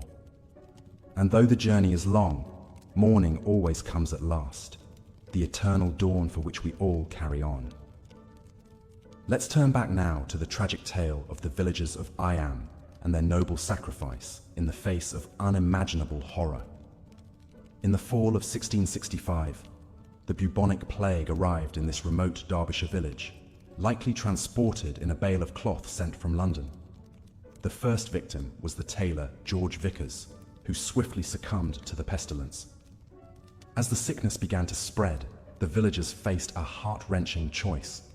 They could flee the plague, scattering to nearby towns and villages in hopes of escaping infection. But doing so risked spreading the plague far and wide across the countryside. After agonized deliberation, the villagers chose a different path, one of great courage and sacrifice. Under the guidance of their rector, William Mompesson, and Puritan minister Thomas Stanley, the people of Iam made an extraordinary pact. They would voluntarily quarantine their village. Nobody would be allowed in or out until the plague had run its course. They would cut themselves off from the world, containing the plague but dooming themselves in the process. It was a death sentence and they knew it. For 14 months, the people of Ayam stuck to their resolve as the plague raged in their midst. They left food and supplies at the village boundary stone and relied on the outside world to do the same. Church services were held outside to minimize contagion. Families had to bury their own dead. The toll was devastating. One woman, Elizabeth Hancock, lost her husband and 6 children in the span of just 8 days. The village tailor and his family were wiped out completely. By the time the plague subsided in October 1666, 260 villagers had perished out of an original population of around 800. The Siddall family was utterly decimated, with only 1 survivor left out of an initial 11. Yet through all the tragedy and horror, the people of Ayam held fast to their quarantine, even as the world outside remained oblivious to their plight and sacrifice. Their selfless act spared the surrounding area from the worst of the plague. While other northern towns and villages were ravaged, the country parishes nearby Ayam saw relatively few cases and deaths. The heroic story of Ayam stands as a testament to the human spirit and capacity for self-sacrifice, even in the face of unimaginable adversity. While their losses were immense, the people of Ayam showed the world the meaning of courage and solidarity. Their legacy endures to this day, forever remembered in the annals of history. As the plague continued its deadly march across Europe, medieval society began to fray and buckle under the strain. With so many dead or dying, crops rotted in the fields and vital trades ground to a halt. The machinery of commerce and everyday life fell apart. People searched desperately for someone to blame, turning on each other in their fear and paranoia. Severe labor shortages caused the price of wages to skyrocket, as a shrinking pool of able-bodied workers gained new bargaining power. Many feudal lords resisted this change, seeking to bind their peasants to the land as they had for generations. But with entire villages depopulated, there was little they could do as serfs abandoned the manor for better prospects elsewhere. The Black Death had begun to undermine the very foundations of feudal society. In the grips of dread and despair, some people turned to wild debauchery, living for the moment as if there were no tomorrow. Others, driven mad by the plague's unspeakable horrors, roamed the land in marauding bands, looting and killing with impunity. The veneer of civilization was starting to crack. Disturbing rumors began to spread that the plague was actually the work of Jews, who were accused of poisoning wells and afflicting their Christian neighbors. These baseless conspiracy theories took hold in the popular imagination, whipped up further by anti-Semitic clergy and political elites. Across Europe, Jewish communities faced a rising tide of persecution and violence. In 1348, as the plague tightened its grip on the Holy Roman Empire, the Jewish population of Strasbourg was rounded up and burned alive in one of the deadliest pogroms of the Middle Ages. The 2,000 Jews then living in the city were given a grim choice: conversion or death. Most refused to abandon their faith and perished in the flames. Similar atrocities played out in Cologne, Mainz, and other German cities as terrified people lashed out at convenient scapegoats. This shameful pattern of persecution would recur across Europe as the plague dragged on. In Basel, 600 Jews were murdered in 1349, their property seized, and their orphan children forcibly baptized. The Jewish communities of Frankfurt and Brussels were utterly destroyed. In Aragon, Jews were subjected to horrible tortures by the Inquisition and pressured to confess to bogus crimes. One man who helped fuel this tide of anti-Semitism was a German priest named Heinrich von Herford. An influential scholar and preacher, von Herford delivered fiery sermons, accusing Jews of spreading the plague and calling for their expulsion. He claimed that Jews had made a pact with Satan to undermine Christendom, and that the plague was God's punishment on mankind. Von Herford's incendiary words found a receptive audience among frightened Christians looking for someone to blame. Spreading like wildfire, his malicious accusations fanned the flames of hatred and paranoia, lending a veneer of legitimacy to the worst impulses of the mob. Though he is little remembered today, von Herford played a key role in inciting anti-Semitic violence during the Black Death. As Jew and Gentile alike suffered under the plague's merciless scourge, von Herford sowed seeds of suspicion and division, casting a community already in crisis into further turmoil. It would take generations for Europe's Jewish population to recover from the devastation wrought during these years. The Black Death was not just a crisis of mortality, but of solidarity and social cohesion. Indeed, as the plague wore on, acts of scapegoating and persecution were often accompanied by outpourings of mysticism and penitent self-flagellation. Zealous laypeople, known as the flagellants, whipped themselves into a frenzy, traveling from town to town, preaching repentance and redemption through suffering. As the wretched buboes spread, bringing agony and death in their wake, the people of Europe found themselves increasingly gripped by paranoia and superstition. In their desperate search for someone to blame, many turned their ire on society's most vulnerable and marginalized. The Jews, in particular, found themselves in the crosshairs of persecution. Long scapegoated and distrusted across medieval Europe, they now became widely accused of deliberately spreading the pestilence. Wild rumors swirled that Jews were poisoning wells, plotting to destroy Christendom, or colluding with dark forces to unleash the plague. Such baseless conspiracy theories spread like wildfire in the midst of panic and social breakdown. In Toulon, France, the Jewish community was viciously attacked in the spring of 1348, with rioters burning the Jewish quarter and massacring scores of innocents. By year's end, hundreds of Jewish communities had been destroyed across Europe, from Spain to Switzerland to Germany. Tragically, one of the most notorious of these attacks unfolded in the city of Strasbourg. In February 1349, a mob of enraged townsfolk and peasants from the surrounding countryside descended upon the Jewish quarter. They forcibly gathered the city's 2,000 Jews, herded them onto a wooden platform erected in the cemetery, and burned them alive in a single night of horrific bloodshed. The few who agreed to be baptized as Christians were spared. These grotesque pogroms stand among history's darker chapters, fueled by a toxic brew of fear, desperation, and ancient prejudices. But the Jews were not the only targets of persecution during the Black Death's miserable reign. Lepers, the poor, foreigners, beggars, Romani, virtually anyone on the margins of society became potential scapegoats. In some regions, the sick were dragged from their homes and left to perish in the streets. The merest accusation of bringing sickness could prompt a swift and brutal retaliation in those fear-soaked times. Yet even as Europeans lashed out at the vulnerable in their midst, the plague paid no mind to distinctions of race, creed, or class. Death rained down upon rich and poor alike, humbling prince and pauper, collapsing social hierarchies like flimsy houses of cards. Among those who found themselves brought low was the Princess Joan of England. The daughter of King Edward III, Joan was but 14 when her father arranged for her to wed 13-year-old Prince Pedro of Castile in a bid to strengthen England's alliance with Spain. In the summer of 1348, the princess set out to meet her groom, traveling with an entourage of ladies, courtiers, and servants.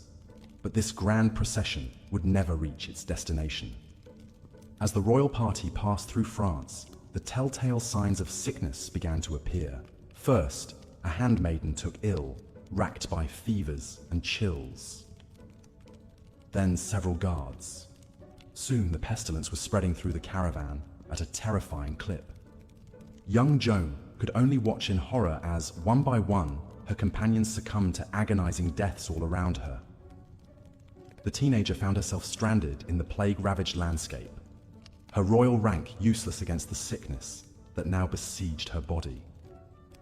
After a valiant 2-week struggle, the princess finally breathed her last in Bordeaux in September 1348, without ever meeting her betrothed.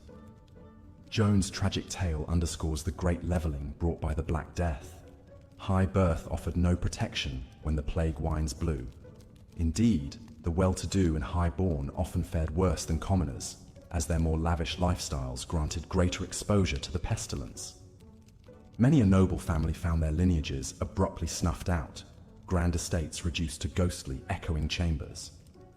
In the Duchy of Gloucester, for example, the plague cut a vicious swath through the nobility in late 1348 and early 1349.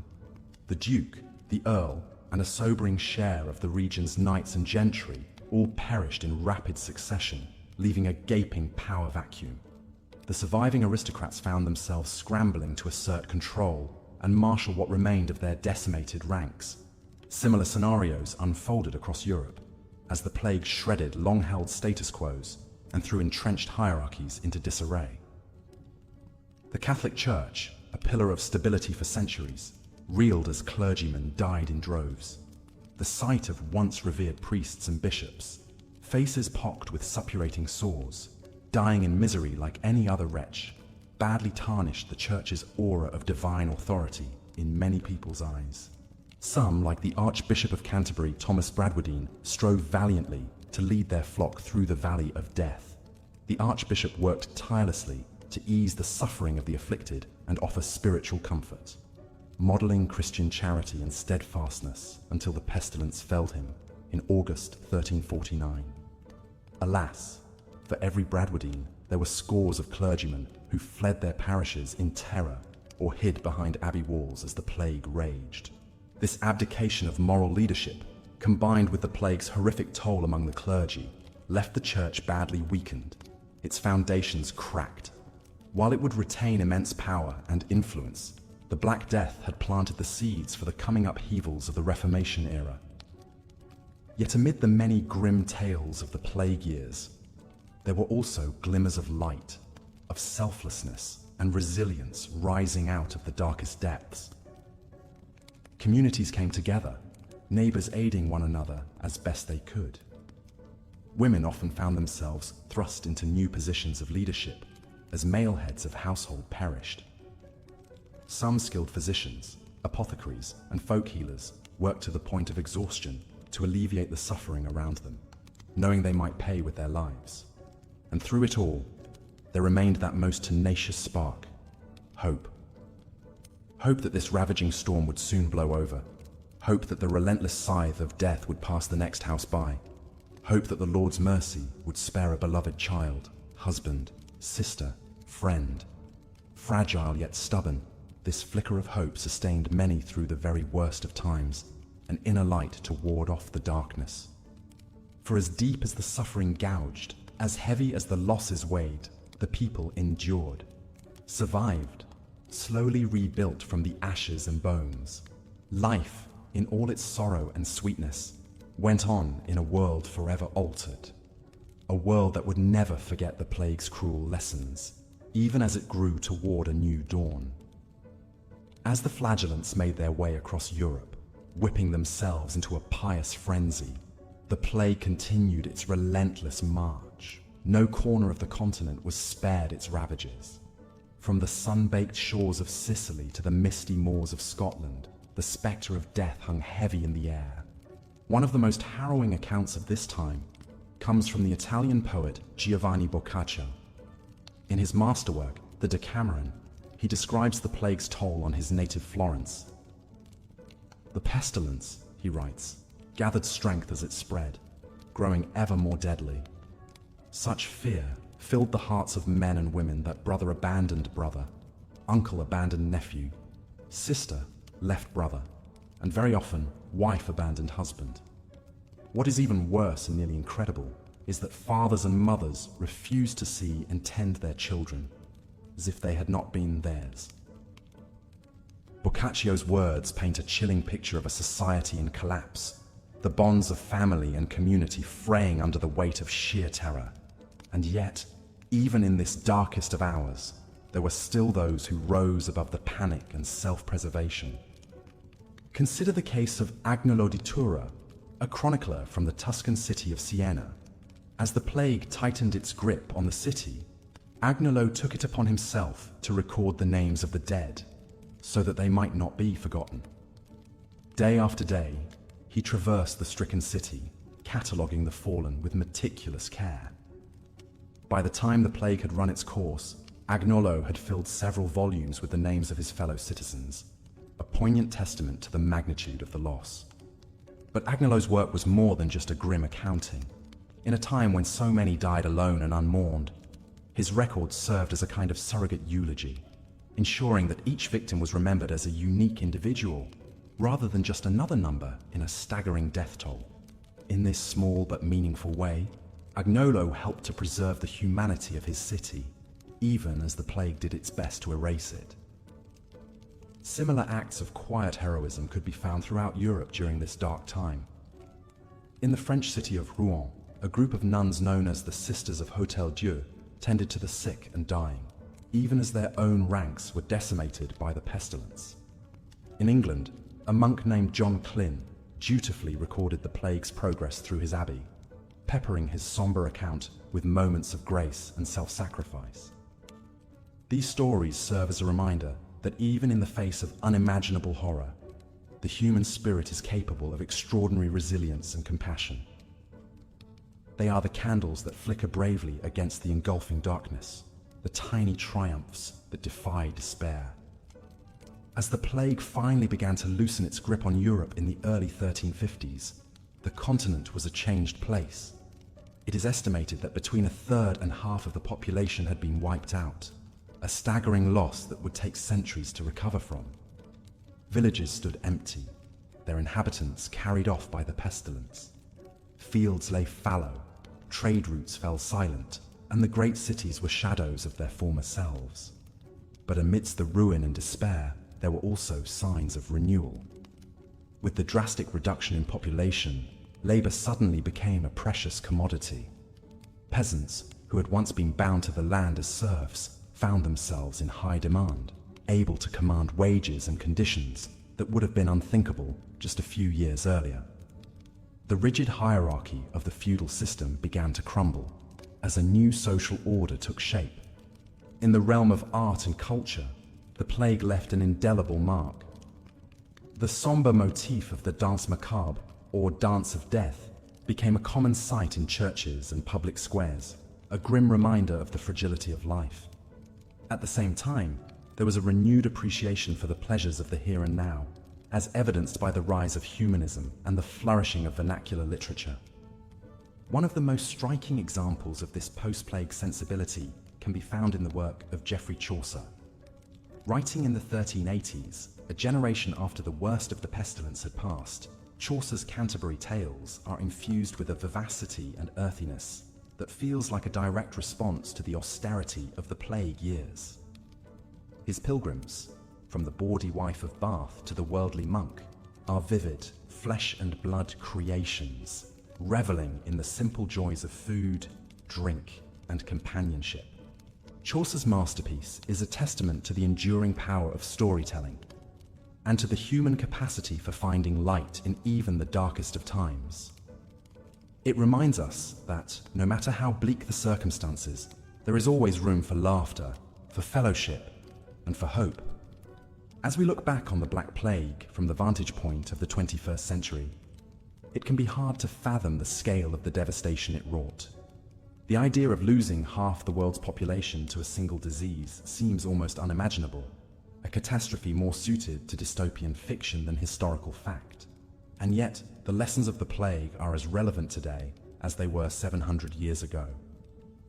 In a world still grappling with pandemics, both literal and metaphorical, the Black Death serves as a sobering reminder of our own vulnerability and of the urgent need for compassion and solidarity in the face of shared crisis. At the same time, the stories of those who lived through the plague, the poets and the chroniclers, the nuns and the monks, offer a glimmer of hope in the darkness. They remind us that, even in the midst of unthinkable suffering, the human spirit is capable of remarkable acts of kindness, courage, and creativity. As we navigate our own uncertain times, we would do well to remember their example. To remember that, no matter how dire the circumstances, there is always the potential for renewal and rebirth, that even the darkest night must eventually give way to dawn. In the end, perhaps that is the greatest lesson of the Black Plague, that, in the face of devastation and despair, the only true antidote is to cling to our shared humanity, to reach out to one another with compassion and empathy, and to find strength in the bonds of community. It is a lesson that echoes down through the centuries, as relevant now as it was in the plague-stricken streets of medieval Europe. And it is a lesson that, if we can take it to heart, may just see us through our own darkest hours and into a brighter, more hopeful future. As we come to the end of our journey through the shadow of the Black Death, let us take a moment to remember those who lived and died during that terrible time. The countless souls who were lost to the pestilence, and the brave few who fought to preserve the light of human kindness in a world gone mad. Their stories are a testament to the resilience of the human spirit, and a reminder that even in the face of the greatest adversity, hope and compassion will always find a way to endure. May their memory be a blessing, and may their example inspire us to face our own challenges with grace, courage, and an unshakable faith in the power of our shared humanity. And so, as we drift off to sleep, let us carry their stories with us into our dreams. Let us find comfort in the knowledge that, no matter how dark the night may seem, the dawn will always come. And let us wake in the morning with renewed resolve to build a world of greater kindness, compassion, and hope. A world that would make those long-ago survivors of the Black Death proud. Good night and sweet dreams. As the plague tightened its grip on Europe, entire towns were decimated. Eyewitness accounts paint a grim picture of the pestilence's relentless onslaught. In Florence, Italian author Giovanni Boccaccio lamented that such fear and fanciful notions took possession of the living that almost all of them adopted the same cruel policy, which was entirely to avoid the sick and everything belonging to them. By so doing, each one thought he would secure his own safety. The plague respected no boundaries of class or status. In England, King Edward III's own daughter, Princess Joan, succumbed to the disease on her way to marry Prince Pedro of Castile in 1348. The Scots thought the divine wind was blowing in their favor when the plague struck an invading English army, killing their commander. But the Scots soon suffered their own devastating outbreak, proving that the dreaded pestilence was no respecter of borders. In the French city of Avignon, home to the papal court, the sickness claimed an estimated 50% of the population. Pope Clement VI found himself issuing last rites through the windows as the contagion swept through his own residence. In a desperate attempt to protect himself, the pontiff sat between two constantly burning fires, hoping the heat would ward off the mysterious malady. But still the plague crept ever closer. No corner of Europe was spared the devastation. From Scandinavia to Sicily, the Black Death cast its long shadow. The Italian writer Angelo di Tura poignantly captured the plague's terrible toll, lamenting, "So many died that all believed it was the end of the world." In the Norwegian village of Bygland, archaeologists have uncovered a mass grave containing over 100 skeletons, their twisted forms bearing witness to the Black Death's grim passage. In the face of such unimaginable loss, medieval society began to fray at the seams. With so many dead, fields lay fallow, and livestock wandered unattended. Food shortages and famine soon followed in the plague's wake. The stench of death hung heavy in the air as corpses piled up faster than they could be buried. Many simply fled in terror, desperately seeking to outrun the advancing sickness. The once bustling ports of Europe, lifeblood of medieval trade, became silent ghost towns as the plague paralyzed commerce. In the German city of Bremen, visiting ships were forced to wait 40 days before unloading their cargoes, giving rise to the practice of quarantine. But even this could not stop the spread of the pestilence, which hitched a ride on fleas nestled in the fur of rats. As panic and paranoia mounted, medieval society sought scapegoats for the calamity that had befallen them. Tragically, suspicion often fell on Europe's Jewish communities. In 1349, the citizens of Strasbourg murdered over 900 Jews, burning them alive in a public square. This scene was repeated in cities across Germany and beyond, as fear and ignorance fueled a savage persecution. But even as Europe descended into a maelstrom of death and destruction, there were glimmers of light amidst the darkness. In the English village of Ayan, the courageous clergyman William Mompesson persuaded his parishioners to quarantine themselves to prevent the plague's spread. For 14 months, the villagers stoically endured as the plague slowly decimated their numbers. Their noble sacrifice spared the neighboring towns from infection. Such selfless acts were all too rare in a time of unrelenting horror. Most could only watch helplessly as the Black Death claimed victim after victim, seemingly without end. The Italian chronicler Agnolo di Tura captured the plague's grim toll, writing, "So many died that all believed it was the end of the world." It must have seemed to many that the apocalypse was at hand. But even the Black Death eventually exhausted itself. By 1351, the worst of the pestilence had passed, leaving a shattered and traumatized Europe in its wake. An estimated 30 to 60% of the continent's population had been wiped out, with some regions losing up to 80% of their inhabitants. It was a demographic catastrophe unparalleled in human history. As the survivors slowly emerged from their boarded-up homes and began to rebuild their shattered lives, they confronted a world profoundly changed. With so much of the workforce lost to the plague, labor was in high demand. Peasants and artisans found themselves able to command wages unthinkable just a few years before. The rigid social hierarchy of feudalism began to crumble. In England, the shortage of labor emboldened peasants to challenge the authority of their noble masters.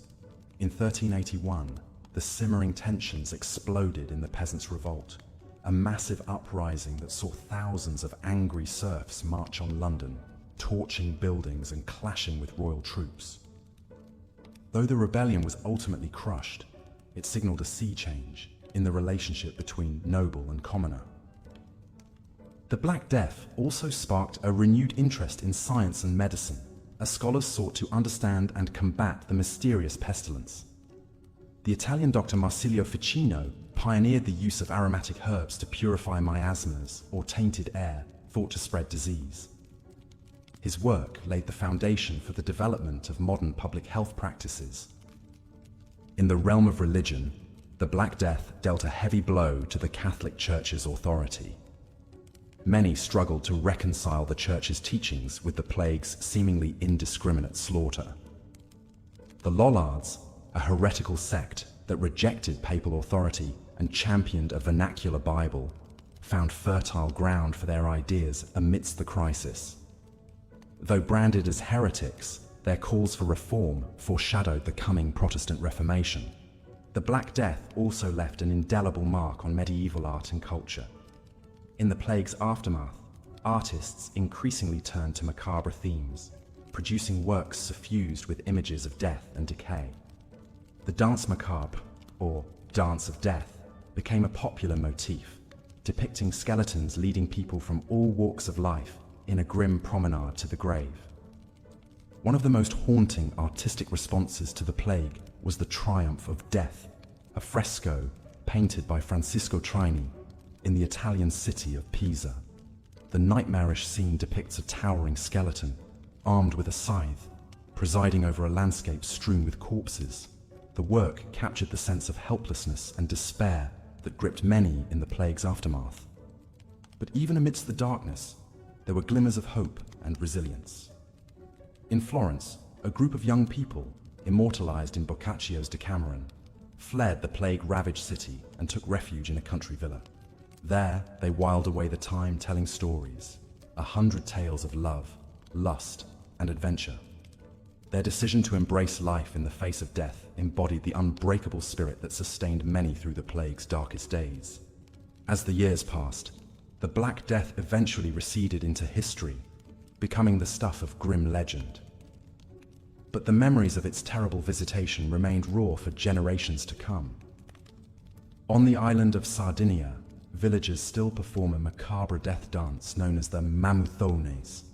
Their blackened faces a ghostly reminder of the bubonic curse that once blanketed the Mediterranean. In the plague's aftermath, Europe slowly recovered, its population rebounding as a new generation replaced those lost to the pestilence.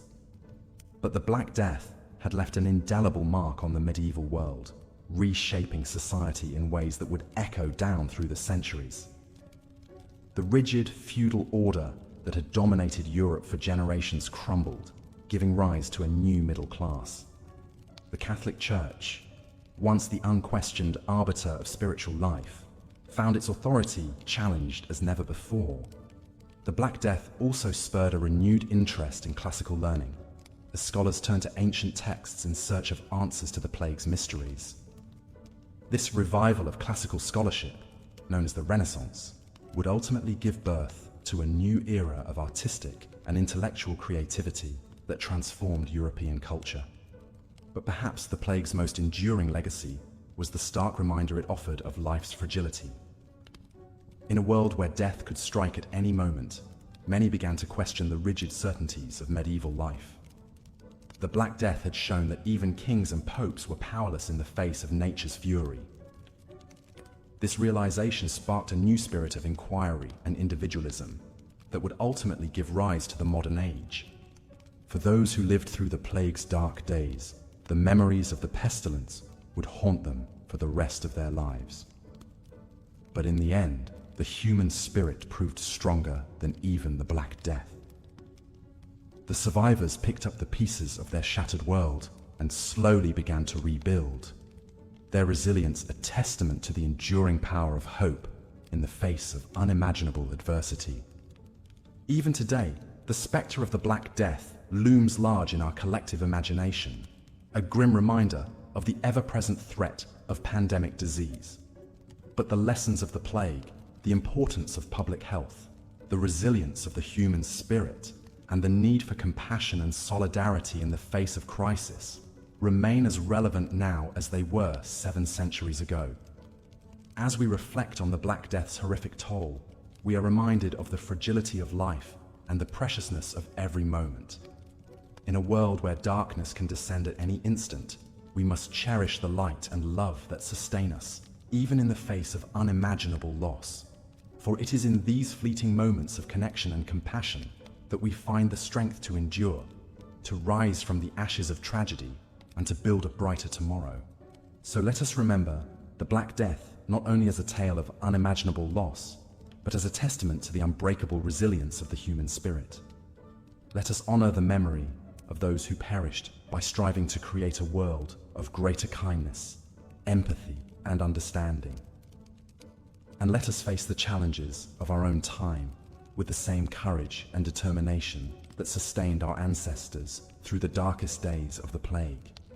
For in the end, it is not the darkness that defines us, but the light we kindle in spite of it. It is in this eternal dance of shadow and illumination that the human spirit endures, ever resilient, ever hopeful, a flickering flame that no pestilence can extinguish. And it is in this enduring light that we find the promise of a better tomorrow, even amidst the darkest of nights. Sure, I'd be happy to continue the script for what medieval times were like during the Black Plague. Boring history for sleep. Here's the final part of the narration. As winter melted into spring in the year of our Lord 1353, the people of Europe began to emerge from the long, dark night of the Black Death's reign of terror. In many regions, the plague had burned itself out after consuming all available victims. Those who remained, through luck or isolation, or perhaps some natural immunity, looked around at a world utterly transformed. In some areas, entire villages lay abandoned, the only sign of a life the weeds growing up through the dusty streets. Many great cities had lost half their population or more. The survivors wandered through once bustling neighborhoods, the silence broken only by the cries of orphaned children and the wails of grieving widows. But amid the devastation, there were glimmers of hope and resilience. In the Italian city of Siena, the civic-minded Franciscan friar Barnaba da Siena organized relief efforts for the poor and advocated for public health measures to prevent future outbreaks. In England, the newly crowned King Edward III issued a proclamation urging his subjects to resume their normal lives and return to work, promising to protect them from lawlessness and disorder. Indeed, as the shock of the plague began to wear off, Europeans slowly began picking up the pieces and rebuilding their shattered world. Farmers returned to their fields, merchants reopened their shops, and the wheels of commerce and industry began to turn once more. The road to recovery would be long and hard, but the human spirit had proven unbreakable. In the plague's aftermath, medieval society itself would undergo a transformation. The massive loss of life had created a labor shortage, giving peasants more bargaining power and weakening the rigid feudal hierarchy. Many serfs abandoned the manners of their lords in search of better opportunities in the cities, which began to grow and thrive as never before. The old social order was crumbling, and a new, more fluid society was struggling to be born. At the same time, the trauma of the Black Death left a deep and lasting mark on the medieval psyche. The spectre of death had never loomed so large, and the art, literature, and religious beliefs of the late Middle Ages would be suffused with a sense of life's fleeting impermanence. The danse macabre, or dance of death, became a popular artistic motif, depicting the Grim Reaper leading people from all walks of life in a grim promenade to the grave. But there was a positive side to this morbid preoccupation. Confronted with the fragility of life, people became more aware of the importance of living each day to the fullest. The Italian poet Boccaccio, who witnessed the plague's horrors firsthand, wrote in his masterpiece The Decameron, "It was not death, but the fear of death that had been the greatest torment." As Europe emerged from the shadow of the Black Death, it was a changed world, socially, economically, artistically, and spiritually. The old medieval order was gone forever, and the seeds of the Renaissance and the modern age had been planted in the fertile soil of tragedy. The great Italian poet Petrarch, who lost his beloved Laura to the plague, perhaps put it best: "O happy posterity, who will not experience such abysmal woe, and will look upon our testimony as a fable." Though the plague would flare up sporadically for centuries to come, it would never again bring humanity to the brink as it did in those terrible years of the 14th century. The Black Death had tested the human spirit as never before, and in the end, the human spirit endured. The medieval world was gone, but a new world beckoned on the horizon. And so, we come to the end of our journey through one of the most harrowing chapters in human history. The story of the Black Death is ultimately a story of human resilience in the face of unimaginable adversity. It's a reminder that even in the darkest of times, hope and renewal are always waiting on the other side. Thank you for joining me on this excursion into the distant past. I hope you found it both informative and restful. If you've enjoyed our time together, I invite you to like this video and subscribe to the channel. I'll be here waiting with more soothing stories to lull you into a peaceful slumber. Until next time, sweet dreams.